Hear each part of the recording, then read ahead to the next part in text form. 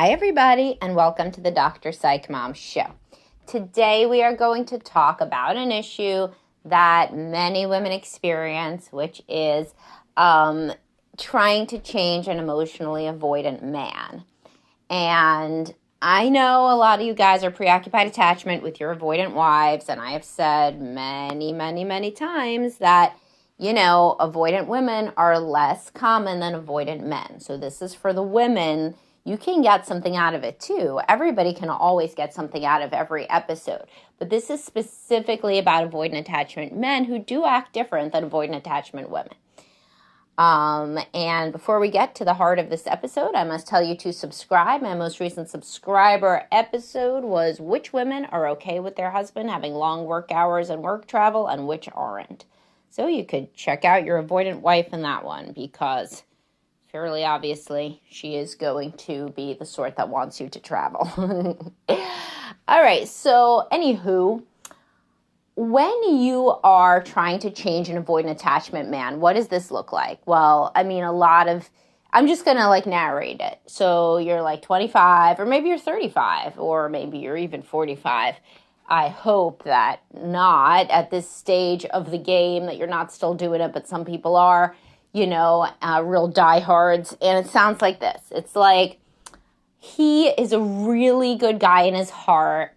He really is. And I know that because every so often when he gets drunk or something, he will have a feeling and he'll tell it to me. And I think I'm the only one he tells those feelings to. And, the real problem here is his mom, his mom was so cold. I've been reading all these books about narcissistic mothers. Possibly she's borderline. My therapist and I haven't figured it out yet, or my group chat. And basically, it's not him, it's her. And the father, he's really not so great either. So, he didn't really have an emotionally expressive household. But if I give him an emotionally expressive woman to love him, then he's going to change. You should see how good he is with his dog. He loves animals. And, so then he has to have deep feelings. We don't really have deep conversations except me kind of talking at him. Eventually he gets bored. Sometimes he even falls asleep. But it's okay because he's really into me sexually. As you say, Dr. Psych Mom, that's the way that guys express emotions, right? That's the only way, through their dick. So we're really good with that. He really thinks I'm hot. He loves blowjobs just like you say guys do. So that's good. So I give him those 3 times a day because I'm really trying to suck a feeling out of him. And every so often it works. And he really seems like he loves me after I give him head. And sometimes he says he loves me too. Now the problems are he prioritizes his friends. He's got a lot of friends, which is how I know he'd be a really good dad, and really social. And he has lots of friends and he loves work. He's such a hardworking guy. Definitely will be a good provider. So that's good too for, our family. One day, our family, if I could convince him to propose to me. And, so he puts work above me, he puts hobbies above me. Anything else really that he could think of, just reading the news on the internet, he puts above me. He's not so big on expressing feelings, as I've said. We had to work on what words of affirmation really mean. He's not super big with non-sexual physical touch. He's okay, especially if it's about to lead to sexual touch, then he's really good. Really none of my love languages he's really good at, but I'm sure it'll change, because I love him and I'm going to love him out of it. I'm going to heal him. I'm going to reparent him. And, he did have a string of failed relationships. That was due to those women for sure. I do not think they did all the reading about his mom being a narcissist that I did. So it's definitely going to be better for us. And with, a sexual connection like we have, I think that it's really going to build and it's going to turn into something where he does ask questions about me and he is interested and he doesn't dismiss me. He doesn't ever call me crazy. He's really cool about getting married instead of, right now where he's ambivalent, or he's really good about having kids, different from right now where he's ambivalent, or living together or anything. He's kind of ambivalent about every single thing in the future coming up. But that's going to change because I'm going to love him enough. All right, so does that sound to you like a smart person? Ironically, these could be really smart women intellectually, really high IQ. But obviously, this person is living in a fucking dream world. And so any woman who has tried to marry an avoidant attachment man knows that this little monologue is real. This is not bullshit. This is literally what women say. Intelligent women come to therapy and they say shit like this. And the reason that you would do that, and I've talked to you about this, is, imago theory, where you find somebody like your caregiver and then you try to change them in ways that you could never change your caregiver. And you can't really do that with an avoidant guy. You can make him a little bit better. If you love him enough, you have kids with him and stuff, then, he may be more into the family, especially the kids, than his own dad was, for example, or his own mom, if she's truly the one you think of as a narcissist, or she's probably not a narcissist, but whatever. I'm sure she wasn't wonderful. The point being, is he ever going to get to where you wish he would because you did not get enough attention that you needed as a kid, and you probably had a caregiver that was avoidant just like this guy? And so is it ever going to be enough for you? No, it's not ever going to be enough. What he can do is not enough. He could change a little bit, but by the time he's changed that little bit, you're going to wish that he changed more. Because then you're going to be like 10 years into the relationship and seeing other people that are really embedded in each other's lives and enjoy spending time with each other. And yeah, now you could get him to come home at 7 instead of 8 p.m., but is that enough? It probably won't be, because your goalposts will change and grow according to where you wish they were for the way that the relationship is then. So while you're dating him, you could be head over heels if he decided to ask you to go to dinner. When you're married for 5 years, him just saying, do you want to go out to dinner? Because I'm going to be in the area anyway for a business meeting, and I thought I could get you after lunch. It would be easier because then I could drive in, because it'll never be romantic. That's how it'll be. It'll be pragmatic. That won't be enough for you then, even though you could have been jumping up and down over that when you were dating. Because it's never going to be enough. He does not have the capacity emotionally for what you need, but you're trying to convince yourself that he does. So what do you say, if you're already married to this guy? Well, then you got to try to work on things for the sake of the children. If you're married with no children and this thing resonates with you and makes you deeply uncomfortable and you're like, holy shit, that's me. It's fucking a wing and a prayer all the time. I'm trying to pray that he changes and that if I hack the system enough, then he's going to grow into this emotionally expressive fucking romantic guy. But you don't have any kids, get out. Every single woman will tell you to get out, right? And, if you tried to get out and he had some kind of epiphany and went into his own therapy and turned, to get you back, really fought for the relationship, well, then shit. Well, then he would have proved himself that he really does care. But most of the time, avoidant people are relieved if you leave them because there's been so much conflict between you being the pursuer and them being the distancer that they're just like, okay, call it. I don't really have the courage, and I'm scared how bad you're going to freak out if I dump you too. So if you call it, then it's not my fault and it's over. So, that could be the way out of this if you don't have any children. Now, if you do, then you want to work on things and you got to get into couples counseling like yesterday, or second best today, best would have been 10, whenever you got pregnant and you couldn't get out of it. You can obviously divorce with children. I've divorced with children, but it's not ideal. So once you have children, then you're trying to work on things. So at this point, you got to work on your own self too. You got to think, what did I want from this guy? Because you probably hate him at times for not giving you what you think he could give you. But the thing is, he's been saying he's the same guy all along. He's never been very romantic. Maybe at the beginning when he was drunk on new relationship energy, and women think that that's as much of a bait and switch as guys do when they have low libido wives who like sex at the beginning.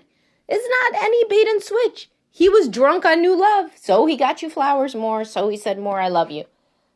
Does that mean that that's who he really is? No, who he really is who he's been even then, even in the honeymoon stage. Was he as romantic as other guys? No.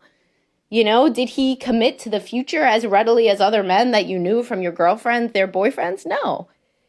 He was the same dude. He was just hyped up on, NRE, new relationship energy.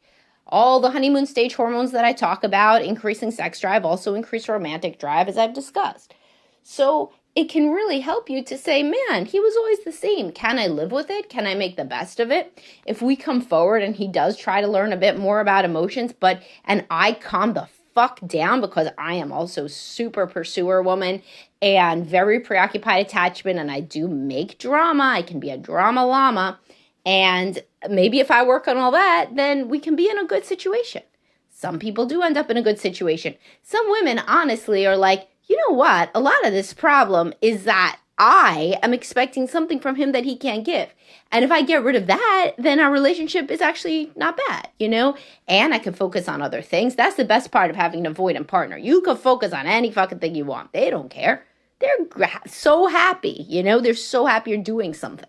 So this is when many women throw themselves into career and into the kids and into hobbies and into friends and, head up any sort of organization or whatever, because this dude's never going to tell you no. He's never going to say, I want to spend time with you. So it depends on what you want out of your life. And what you want out of your life changes a lot over time.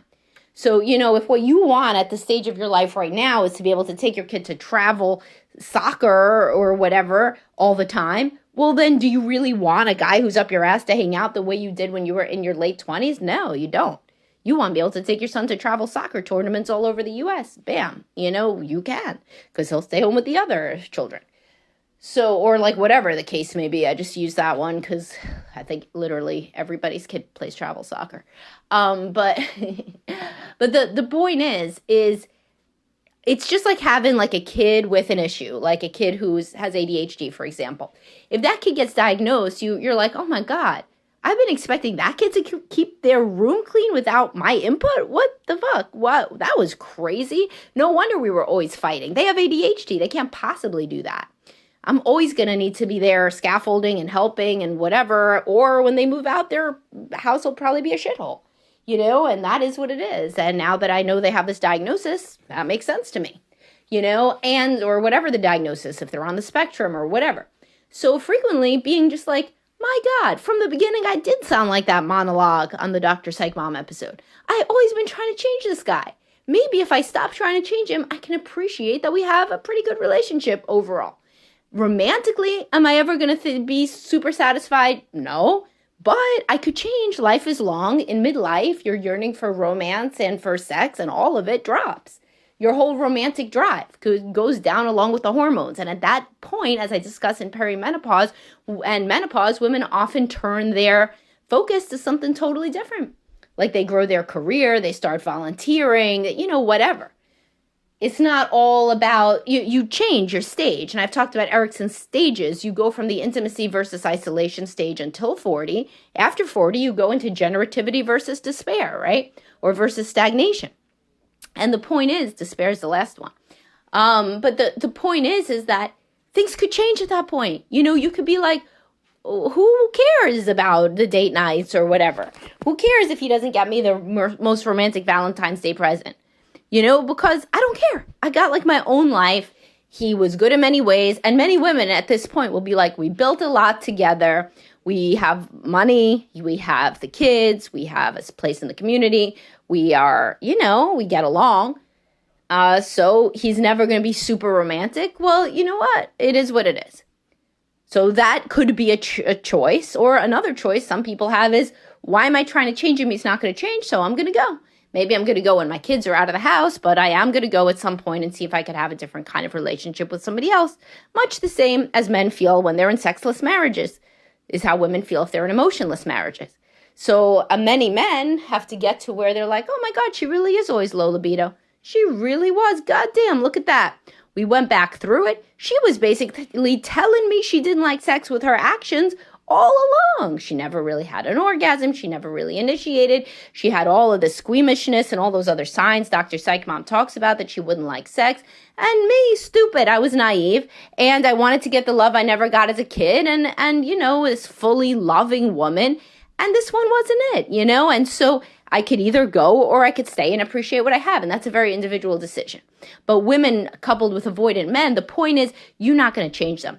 maybe they change a little bit, like, and that could be sustainable. But your own work, your own individual work, is going to be even more useful than the couple's work. Unless he really wants to change. Now, if he really wants to change, that's a whole different thing. Like, I'm talking about the guy that basically keeps saying, like, what is the problem? What is the problem? I'm fine. This is fine. Why are you unhappy? What do you want from me? Like, to say I love you? I love you. I told you. Didn't I tell you that last week? So, like, if the guy literally doesn't get emotions, kind of, and doesn't care, then there's only so much you could do. You can't keep trying to change him. It's banging your head into the wall. But if he really genuinely wants to change and grow, then couples counseling could be useful, But if not, then your own individual therapy to get to where you can really make your own decision about the future of the marriage, that's much more useful, because you got to see how you were always trying to change him, and now maybe you can give up the ghost, and then maybe it can be sustainable, just like the kid with ADHD, when you're like, his room's never going to be clean. Never, not in a million years. So maybe that's one less thing for me to get upset about, is his room being clean, because it's never going to be clean. But anyway, if you are dating, though, a man that you feel like this about, and you sound like my monologue of the woman who's obsessively trying to change him and delusional that she can, then you got to think, man, do I want to devote my whole life to this project? What is the best case scenario? How healed am I going to feel when what? When he does look at me with love for like 10 minutes one day in the future? Then what? Then I'm going to feel like, oh my God, why was I begging and I just got this? It just doesn't ever improve, It doesn't improve at the pace that people need it to improve on its own. As I said, sometimes, especially in midlife, when they see their marriages going badly, avoidant men will try harder in couples counseling sometimes, and sometimes they can make progress and open up more emotionally. But if you are a very emotional person and you're literally choosing to marry somebody that is telling you they don't want to commit, that is always putting everything else above you, that is not comfortable with romance and with emotional closeness, that does, irrespective of his mother's personality disorder diagnoses, yay or nay, was raised in an emotionally closed off home, why stay? Why stay? Just to make yourself miserable, which is probably something that you learned at home. Life is misery, life is pain, and the ultimate healing would be to get this cold motherfucker to commit to me. But no, that does not have to be the summary statement of your life. All right, I hope that somebody somewhere got an epiphany from this episode, and I will talk to y'all soon. Have a great day, guys. Bye-bye.